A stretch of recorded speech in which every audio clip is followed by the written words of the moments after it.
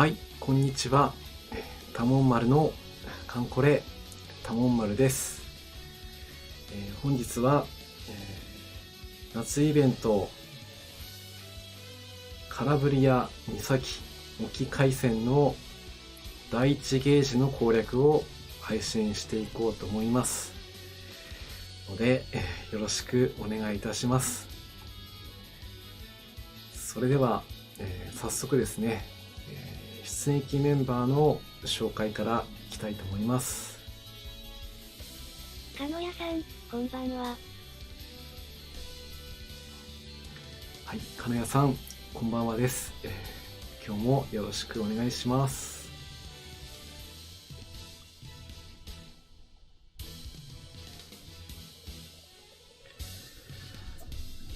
第1回忌の方は1000回配信をした後に攻略ねできましたので、今日は第2回忌からの攻略となるわけなんですけども、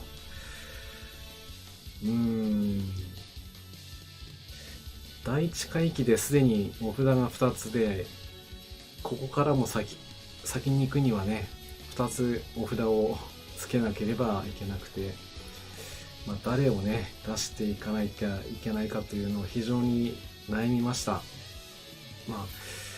第3作戦に関しては、第2作戦の延長戦の作戦のようなので、おそらく札の持ち越しもできるんじゃないかと、ちょっと見通し的には甘いかもしれませんけど、このまま出撃ねしていきたいと思います。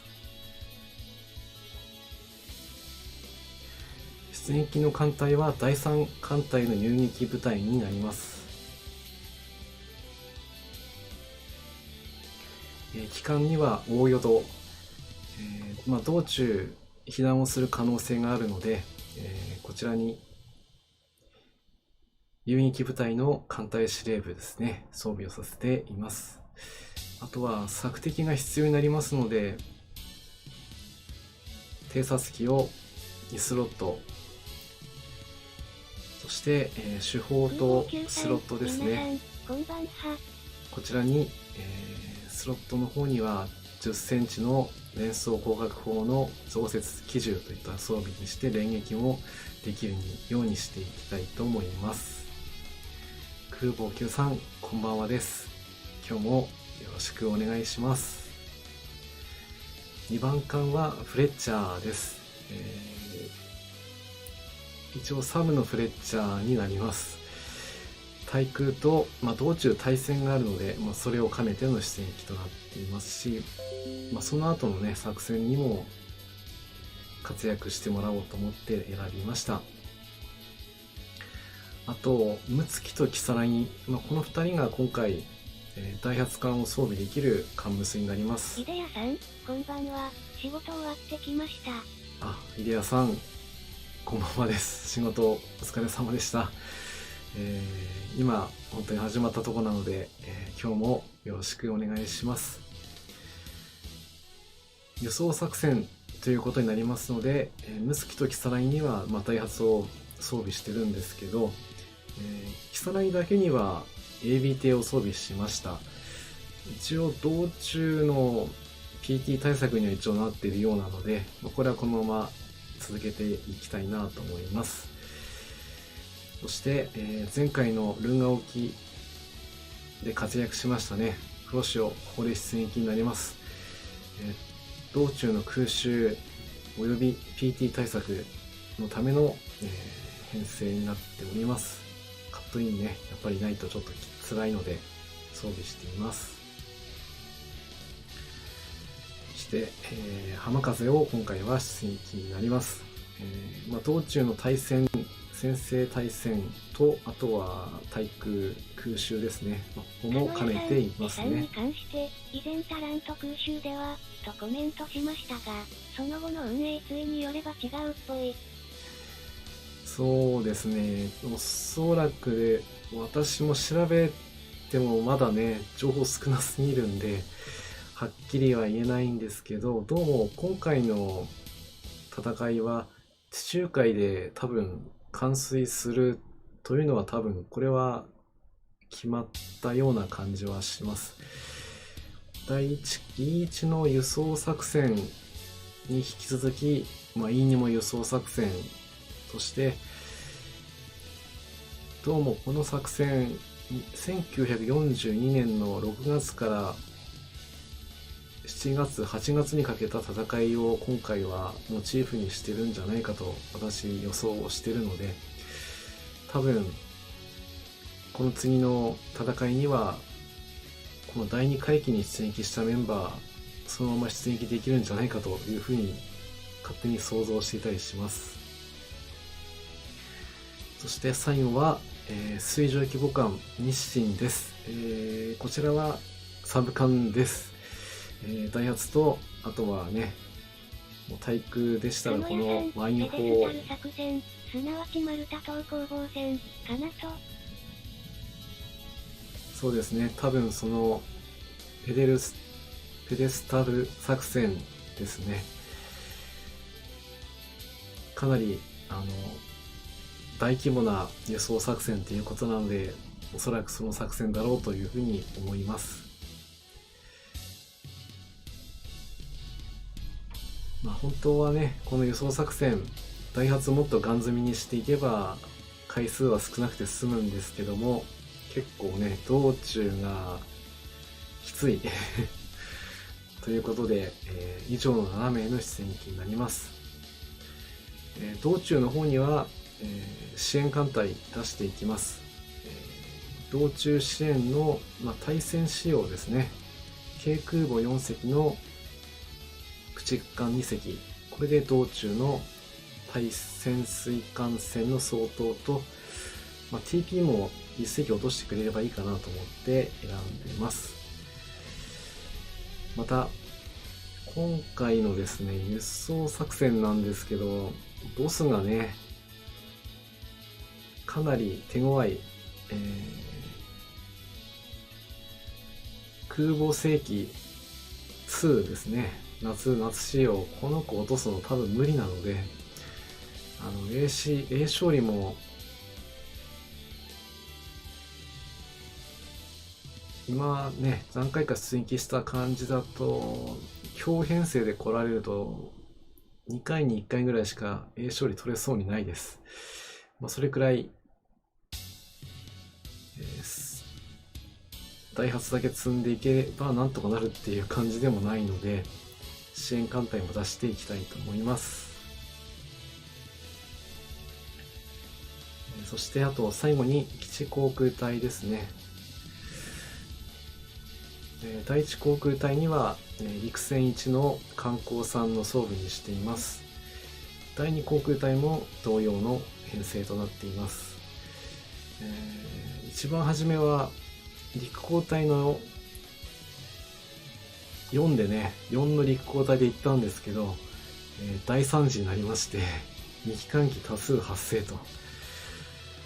それに戦果もなかなか上がりませんでしたので、私の場合はここは1スロット陸戦入れてあげた方が戦果が上がりやすいかなというふうに思って、このような編成にしています。では最初の出撃行ってみたいと思います。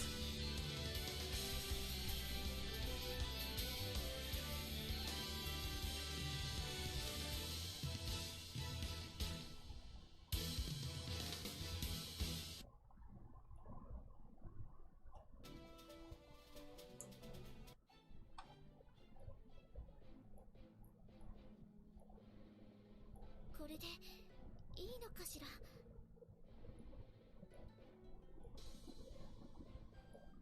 進もう。はい、それと、今回の出撃では輸送作戦を、そうですね、4回成功させたいなというふうに今日は目標を立ててます。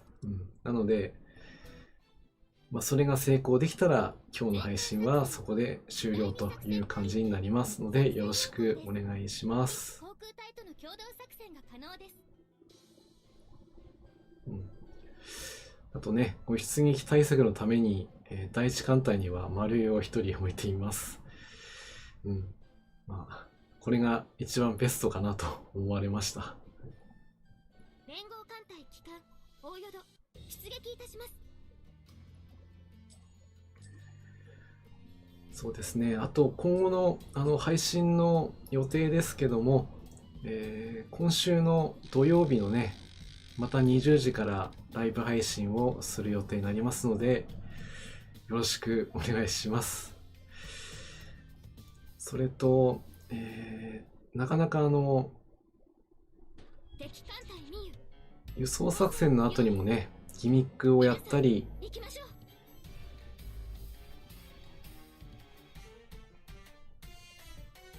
太陽航空隊第2ゲージはまた、はじめ。通常の戦闘モードであったり、それが終わればまたギミックをやって、最終決戦という風にこの海域になるので、ちょっと時間がねだいぶかかると思います。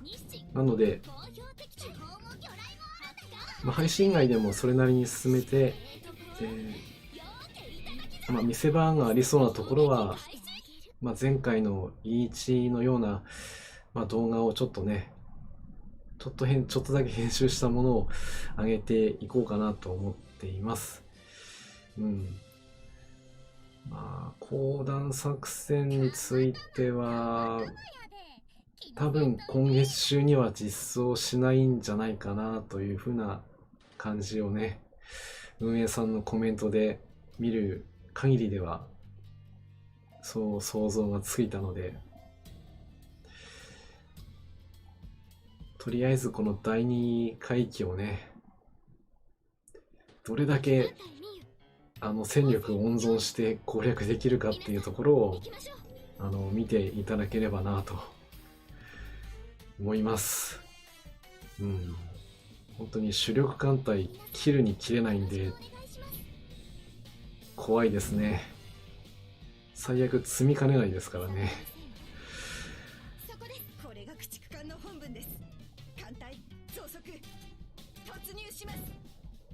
よし、今回の潜水艦は単王陣なんでね、一網多尽です。守り抜きます。多分被害はないはず。そう、これが本当の大淀型の力よ。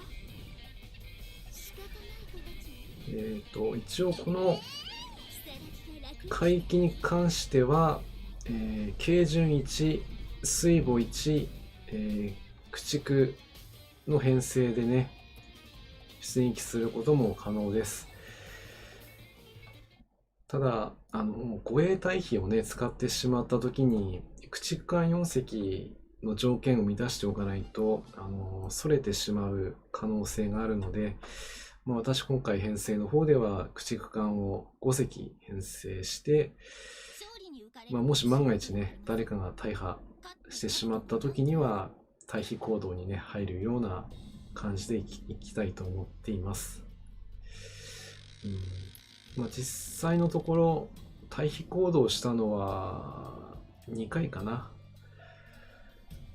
うち1回は日清でしたね。つくさん、こんちゃす。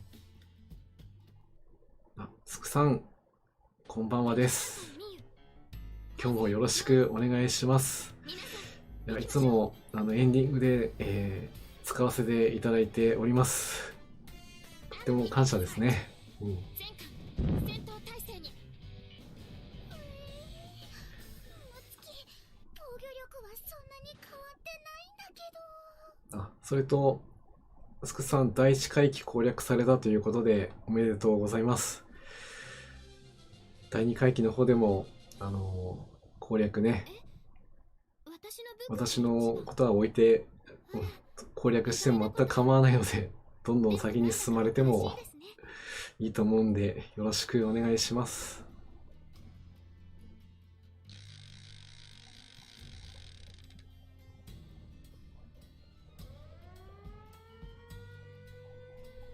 つくさん、ありがとなす。そうですね。あとは、この海域ですとね、従来装艦とか、新州丸もね、採用しても OK なんですけど、その際はつくさね、ん、ちょっと難易度どうするか迷っとうっす。そうですね。まあ、報酬云々というよりは、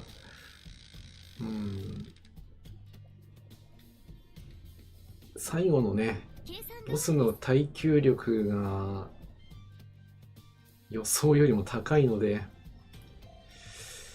火力がどれだけ出せるかがね、一応今のところ特攻艦なんかもね、だいぶ、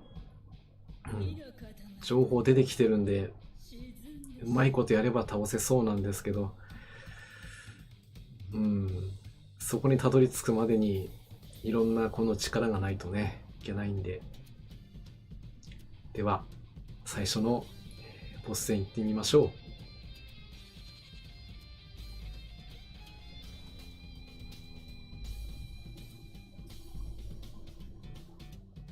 スクさん、あと、そうだ。パソコン帰ってきたらイベ突入す。的な飛竜星が作るっす。飛竜の動画また作るんですね。ぜひ、鑑賞したいと思いますので、楽しみに待ちたいと思います。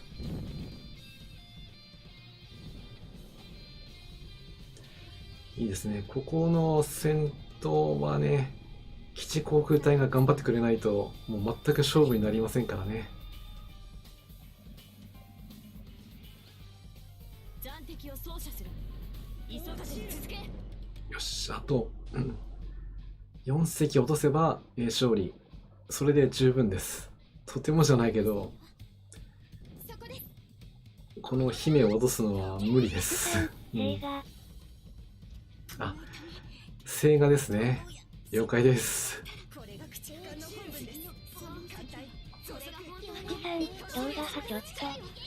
そうですね。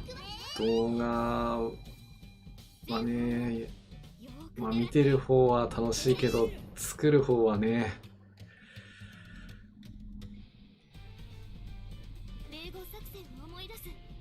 難しい。私も何回か挑戦してみたものの、ちょっとものになるような感じではなくて、まあ、タイムライン上に流れてるね、戦闘風景を流すくらいしかね、今のところ技術がないです。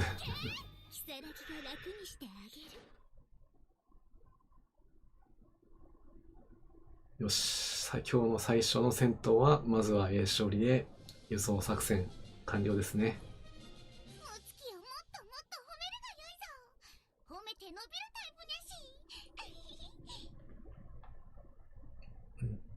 これで75で残り473ということでね、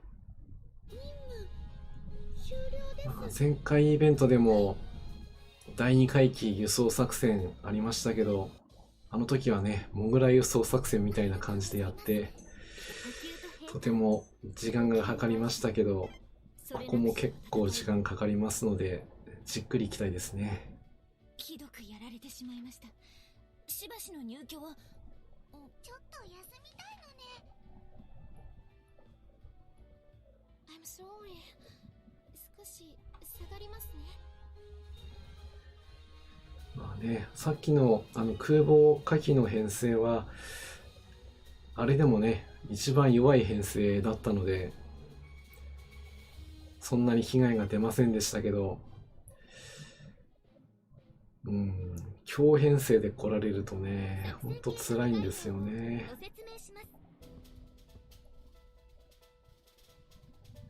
そして何気に対空もね、強烈なんで、全然熟練度がつかない。公開したの破壊期間をすぐに切ったせいか P マスギミッククリアがくっそゴリ押しできつかったっす。そうですよね。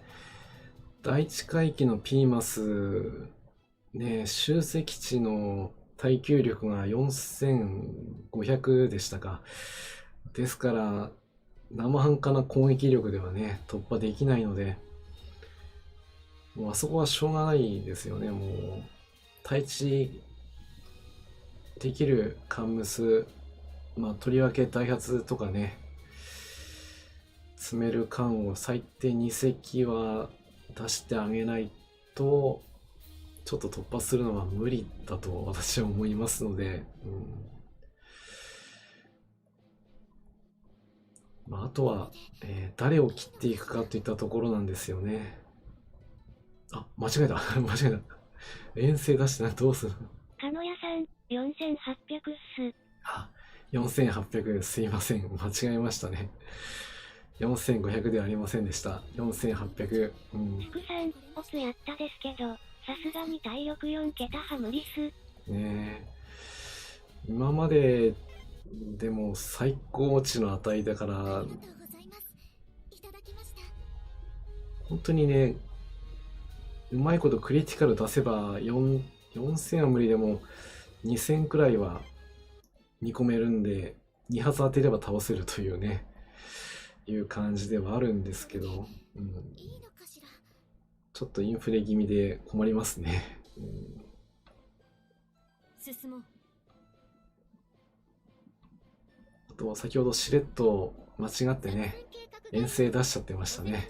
いけないいけない。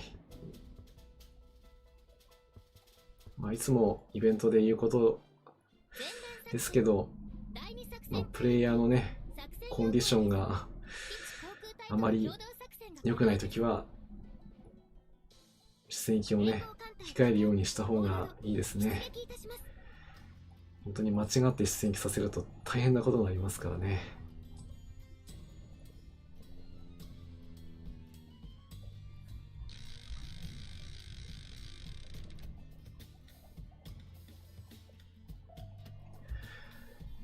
一応、今、出撃してるのが、第二特務艦隊になりますので、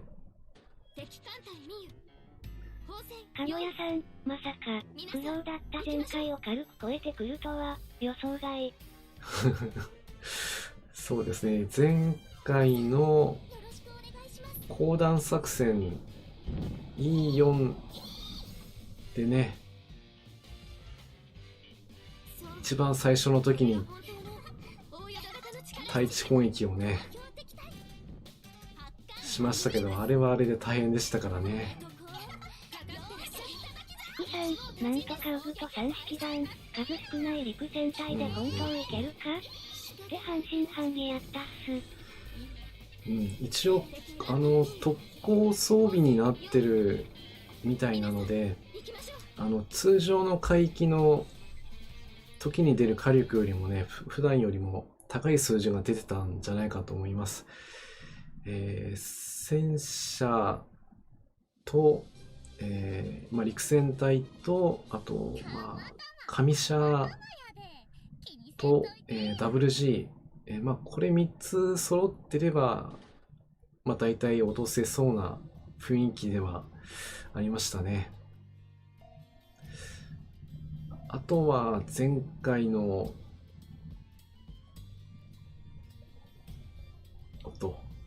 ちょっと画面がブレちゃったな。はい。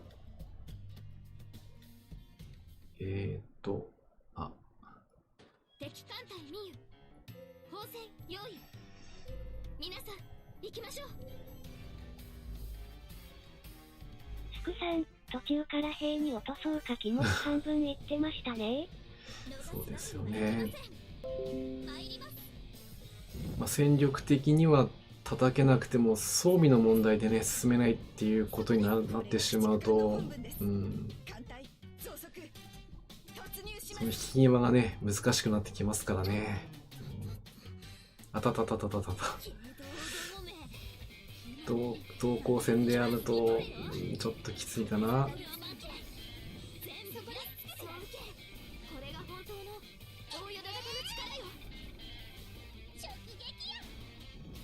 警戒陣とは言ってもね、魚雷攻撃は、狙ってくるなよな、狙ってくるな。ほんとしっかり中波間狙ってくる、この、潜水艦はいやらしい。勝利に浮かれるほど素人ではありません。勝って兜のなんとや。よし、あとは、つくさん、空中戦。地上って長むつでゴリを操作してたっすけど4桁あるのに倒せるわけがないです。そうですね。さすがにそこで長むつはうん。敵艦隊ミユ。ねえ、ちょっとね、それだと皆さん行きましょう。倒せないですね。やっぱりね。直撃や。よし。ここね、ここの空襲も3隻できたり4機できたりするんでね。特攻があるであろう。欧州艦がダイハツないかてほぼ乗らないし。そこなんですよね。ダイハツ乗せることがね、欧州艦できないですからね。まあ、せいぜいやれてもロケラン積ませるくらいしかできないですから。うん。まあ、そこはね、乗せられるカンムスと併用して、あとは、まあ、三式弾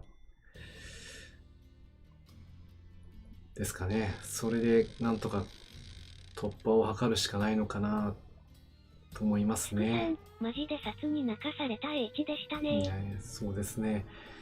でもね、多分 E1 の艦隊はそのままで終わりじゃなくて、多分 E3 に引き継がれるんじゃないかなってちょっと思ってたりするんですからなぜかベールね。ヌイが欧州艦扱いなのが、その辺のせいかな。ベールヌイはね、欧州艦ですよね。コマちゃんか。水上規模艦もね、積むことができるんで、でも数は本当に限られてますから、もうここぞという時にね、そのベールヌイとコマちゃんはね、切りたいので、今のところ温存しているような状態ですね。さあ、2回目。今回の編成はどんなのかな。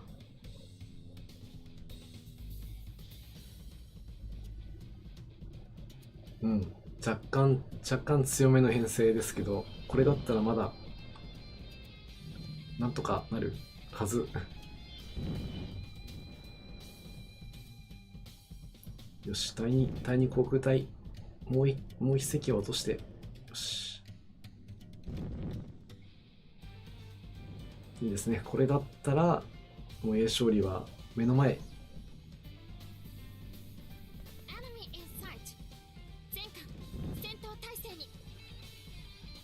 関西機は一切受け付けませんよ。鹿野屋さん、なお、ガングーとダッシュ剣と派欧州艦扱いされてないみたい。そうですね。ロシアのカンムスは欧州ではなかったというね、衝撃の事実。でも E3 になったらまたわからないですからね。欧州艦じゃないけど特攻あったりする可能性もあるので、一応温存ですね。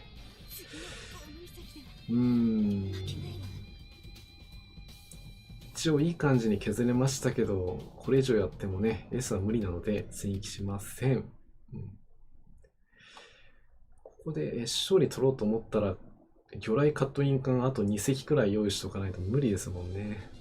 今は輸送が第一目標なので、これで十分です。こういったものはいくつもらっても嬉しいですね。あと、398か。まあいい感じに削れてますね。あとここはドロップはあんまり期待できないな。鹿野屋さん、ダッシュ派イタリア生まれなんだから、やんか。そうですよね。タシュケントはね、もともとイタリアで作られた船なんで、あってもいいと思うんですけど、でもね、あの子もなかなか希少価値のある、みんながみんなね、持っているわけでもないので、今回、まだタシュケントドロップ報告もないところを見ると、その辺も考慮して、選んでるんじゃないかなとは思ったりもします。しばしの入居は少し疲れ気味かしら。ちょっとベッドに入ってくるわね。よっしゃ、いい感じに今日は削れてるな。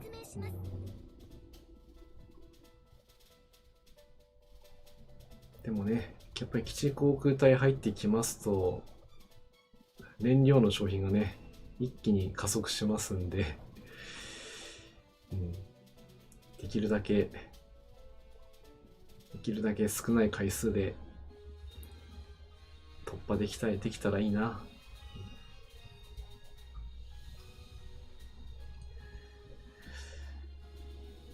今が、第二特務艦隊の、輸送ゲージの作戦をしていますけども、次はね、また第一ボスを出現させるための、艦隊を出現させなければいけなくて、その艦隊がそのまま第二ボスの戦力を破壊するということになりますね。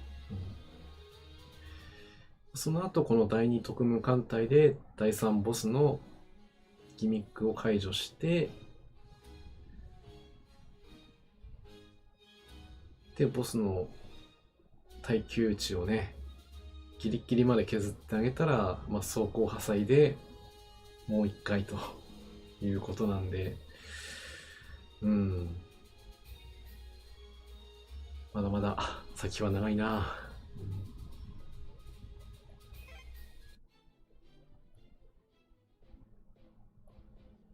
それでは3回目いってみましょう。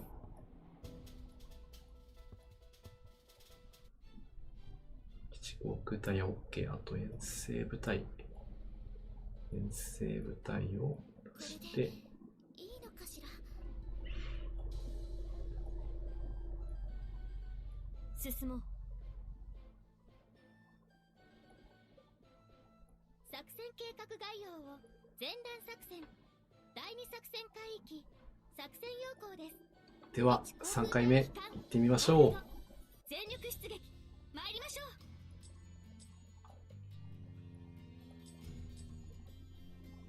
でもね、一応第3、公団作戦が日本ではないということがね、これだけが分かっただけでもだいぶ楽になったかなというふうに思ってます。敵艦隊ミユ砲戦用意。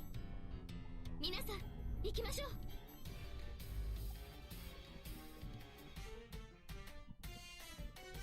皆さんよろしくお願いします。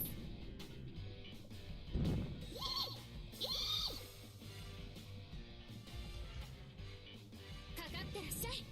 一網多尽です。日清好評的だよ。これが本当の大淀型の力よ。今回ちょっと半信半疑だったんですけども、前回ね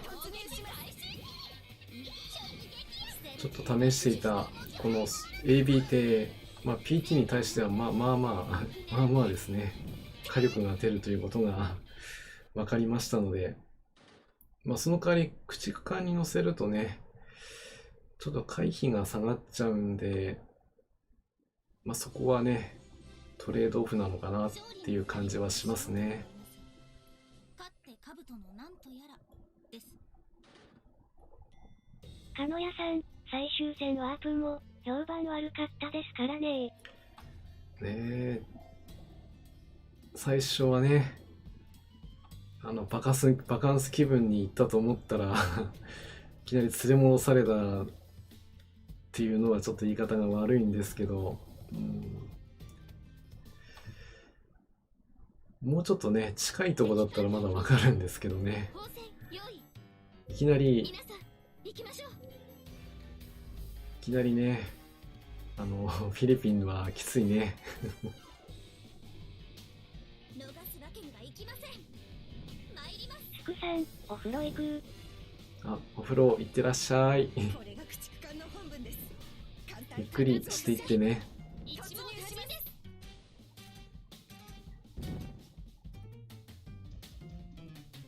かかってらっしゃい。一網多尽です。全訪問分です。艦隊装飾突入します。当たってーな。下書きが楽にして気泡も魚雷もあるんだよ。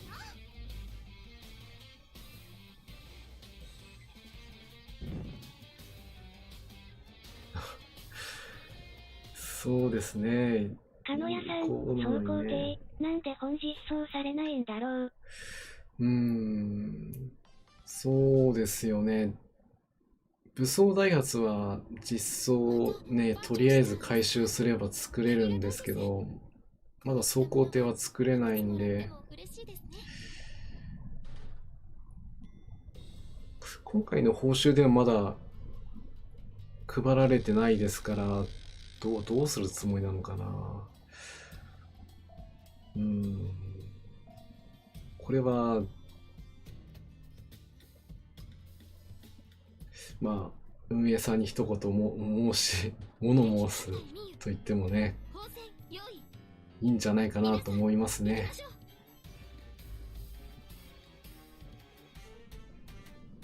Enemy in sight。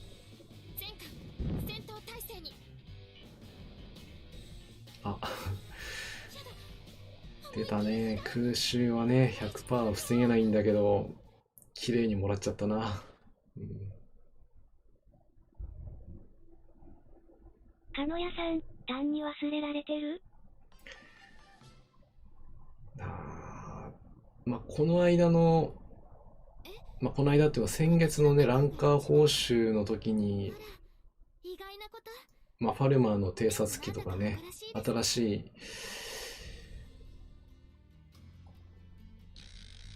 配備がされていたんですけど、それか単純に誰を回収担当官にするかで決めかねてるのか、そこら辺じゃないのかな。でなければ特に実装しない理由はないんだけど、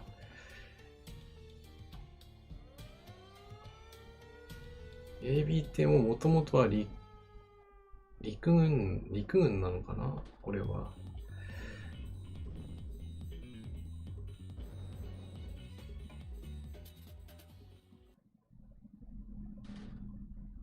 だとすれば、秋津丸あたりが妥当かな。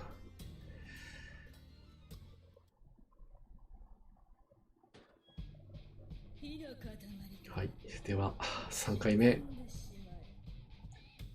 空母那須姫2行ってみましょ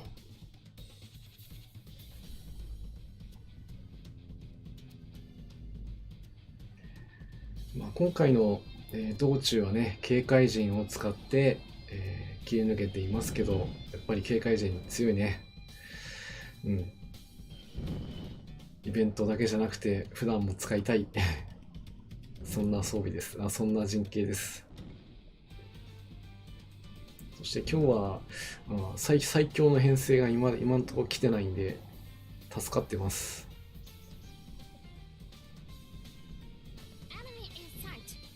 最強の編成はね、駆逐艦が2隻ね、先制来撃してきますんで、それ来ると本当に辛いんですよ。魚雷3本飛んできますからね、最初に。鹿野屋さん、大陸の河川で活躍したそうですね。走行艇。河川はね、浅瀬ですから、普通の軍艦では入っていけないところを、AB 艇でね、護衛輸送のね、護衛作戦をしてたそうなんですけどね。でもいかんせん、速力がね、それほど高いわけではなかったので、太平洋方面に持ってきた時には、やっぱり魚雷艇にはね、スピードで負けますから、ちょっとそういった感じで微妙な感じになってしまったようですね。それでは A 勝利を取るために今回は予選いきたいと思います。取れるかな。あと月を落とせればいいんだけど、月球に行かないとやばいことに。いった。よし、いった。よし。これで、勝利確定。地方も魚雷もあるんだよ。仕方ない。もう上の2人がね、硬すぎて。如月が楽にしてあげる。こんなのね、魚雷カットインじゃなきゃ絶対倒せないのにね。はい。ということで、勝利。私の部君が一番。あら、意外なこと。でもなんだか誇らしいですね。ですね。これで残り323。ここのドロップは期待していいのかな。お、出た。私が八条よ。そう、シムシ型。やったやったー。8来ました。パチパチパチパチ。ちゃんと出るんですね。やったね。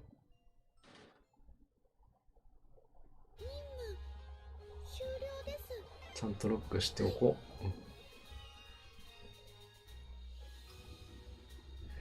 解剖感もだいぶ溜まってきたので、そうですね。近いうちにまた。かのやさん、おめ8。おめ8、ありがとうございます。解剖感も何気に集まってきたんで、そうですね。近いうちにまた、耐久力の回収をね、できるように、ちょっと枠一つ持ってもいいかもしれないですね。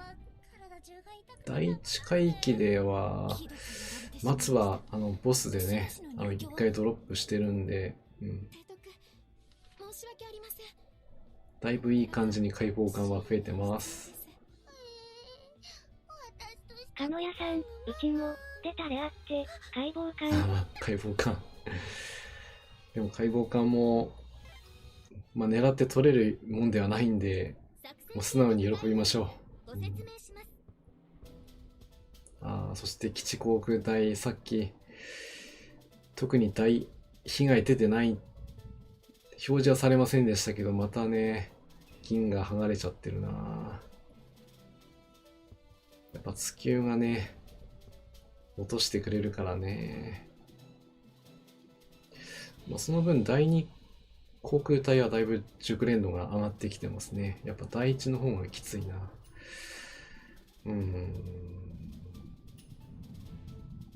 まずいいか、ここは。ここはあんまりいじっても仕方ないな。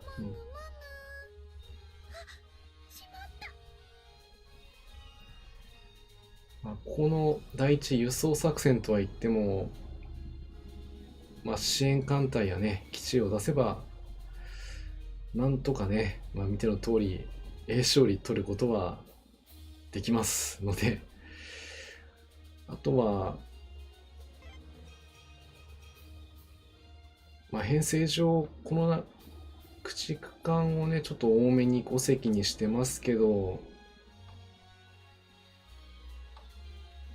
もうちょっと戦力ね、必要、不足してるということであれば、軽巡洋艦をもう1隻増やして、駆逐艦4隻、あとは水上規模艦で、速力は高速統一というふうにすれば、あとは回数でしょうかね。一応ダイハツは全部で9つ積んでて数字ですのでね。H-2 です。そうですか。ついに始まったんですね。1-2だから、最初の従順世紀との戦いですね。あそこもカットインを出さないとちょっと落ちにくかったりするんで、手持ちの一番いい魚雷をね、装備してあげるといいんじゃないかというか、やっぱ必要になってくるかなと思います。それなくしては戦えぬ。よし。それでは、続けて出撃していきましょう。これでいいのかしら。進もう。鹿野屋さん、輸送です。あ、まだ輸送でしたか。計画概要をすいません。説明します。ちょっと気が早かったですね。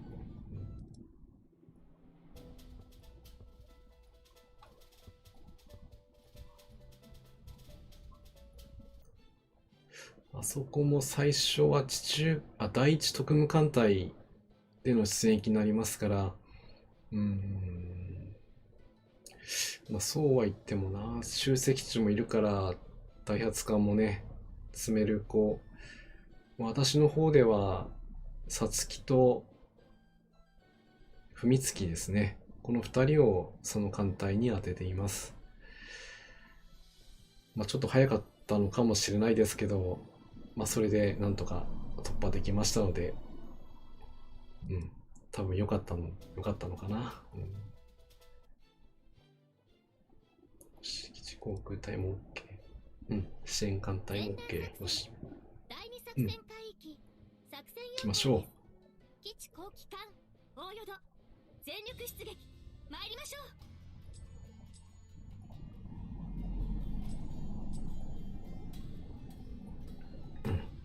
はい、それではね、今日最初にお話しましたけども、もう一度、多聞丸の、カンコレ多聞丸です。本日の出撃は、これが最後となります。次回の、配信は敵艦隊ミユ砲戦用意。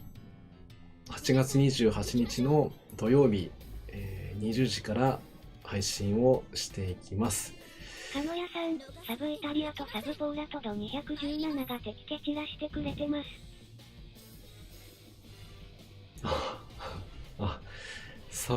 イタリアとポーラですね。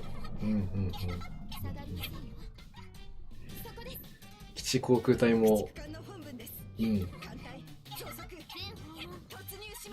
それでしたら十分な火力だと思うんで、蹴散らしてあげてください。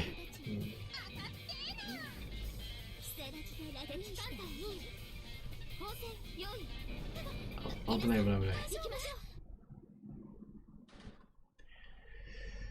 あと、そうですね。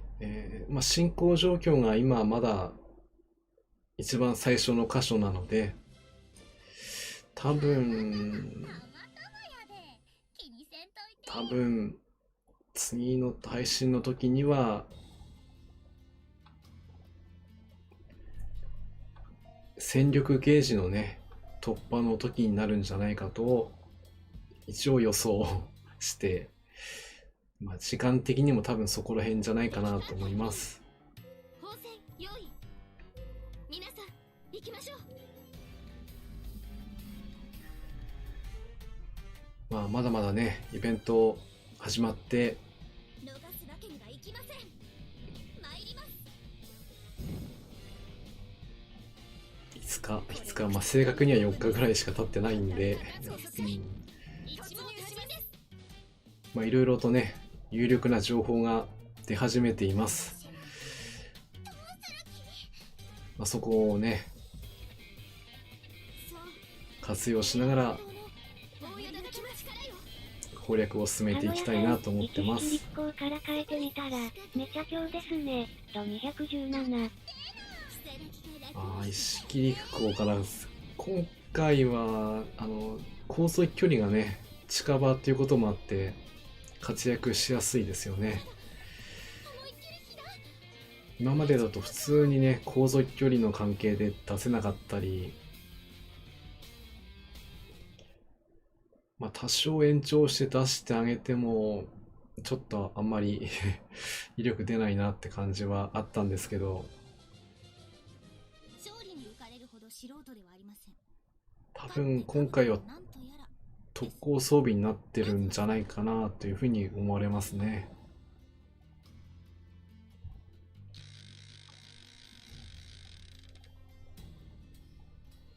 そして今回は道中がちょっとかなり厳しいな。だんだんね、敵艦隊ミー敵の抵抗も激しくなってくる。皆さん行きましょう。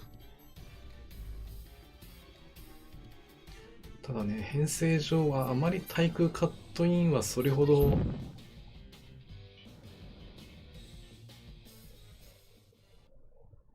積まなくてもいいんじゃないかなとは思うんですけど、わからないからな、ここはな。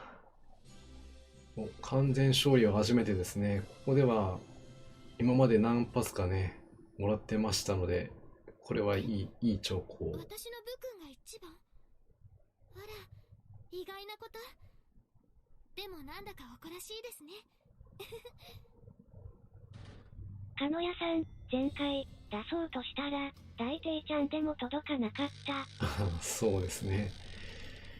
最大で出してもね、あと1足りないっていうね、こともありましたし、前回は、ラバウル航空隊のね、活躍でしたから、一色陸子を活躍させてあげたいっていうね、運営の意図も見え隠れしてましたので、でも今回は、比較的ね、エアポートの距離がだいたい4くらいでね、届くんで、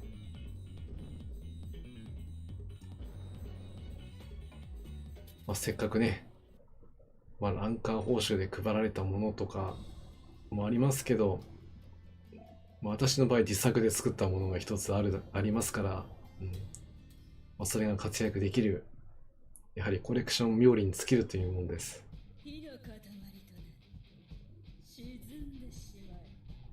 さあ、空母夏姫2、あまりね、暴れないでくれよ。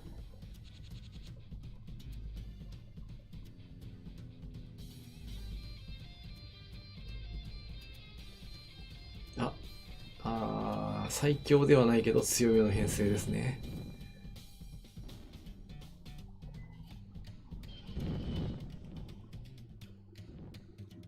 まずい。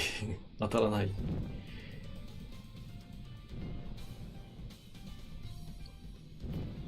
お願い。これはまずいな。あとは支援艦隊。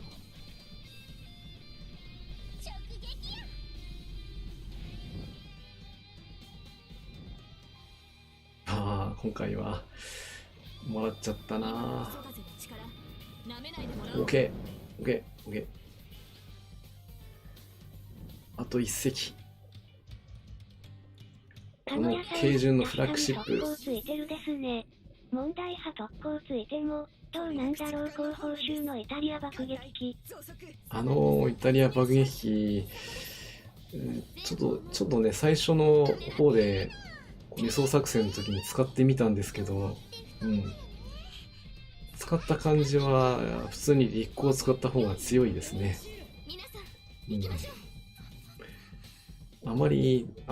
まだあまりそんなに効果がね、感じられませんでしたね。では、野戦でいきましょう。あと1隻でいいよ。いいよ。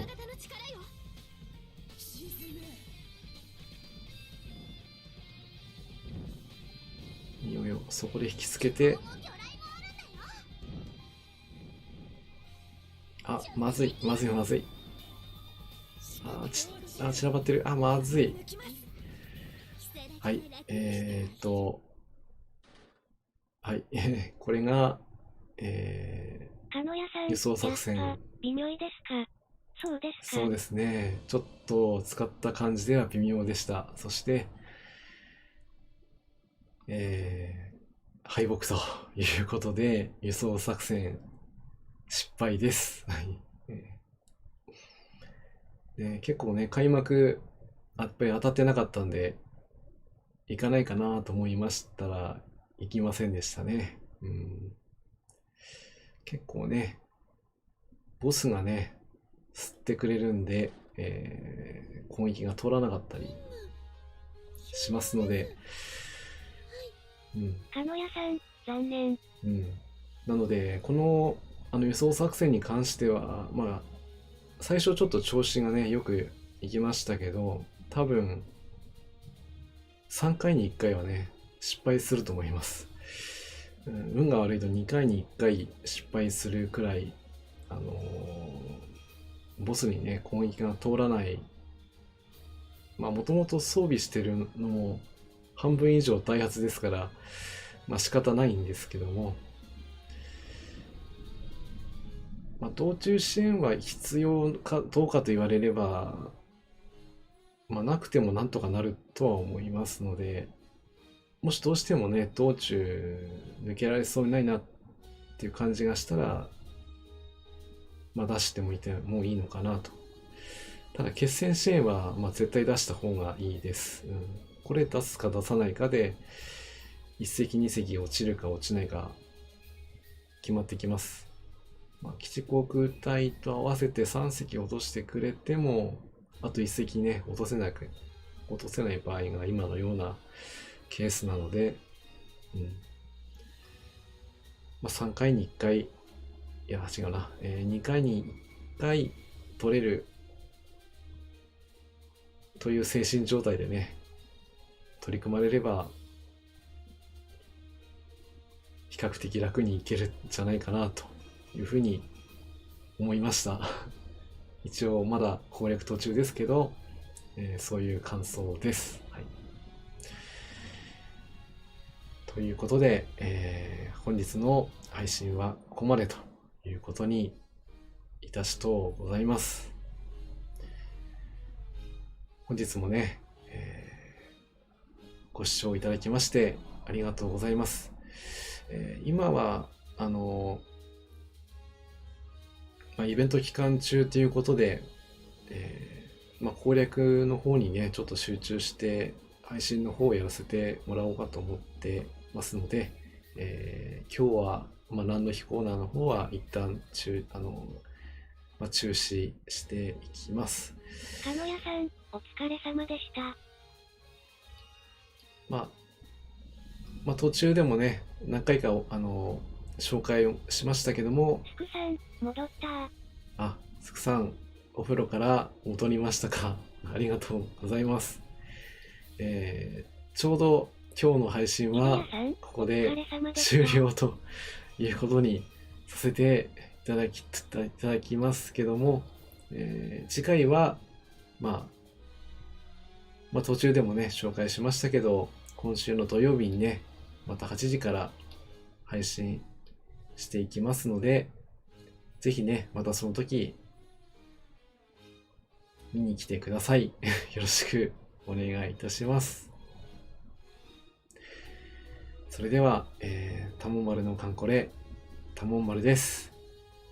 今日も、スクさんのね、こちらの静止画をご覧になりながら、お別れしたいと思います。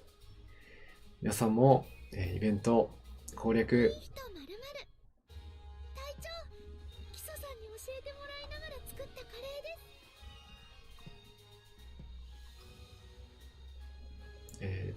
地方ボイスの丸ですね。基礎さんから作ってもらったカレーですということをいただきまして、失礼いたしたいと思います。本日もご視聴いただきましてありがとうございました。また次回もお会いいたしましょう。それでは失礼いたします。じゃあね。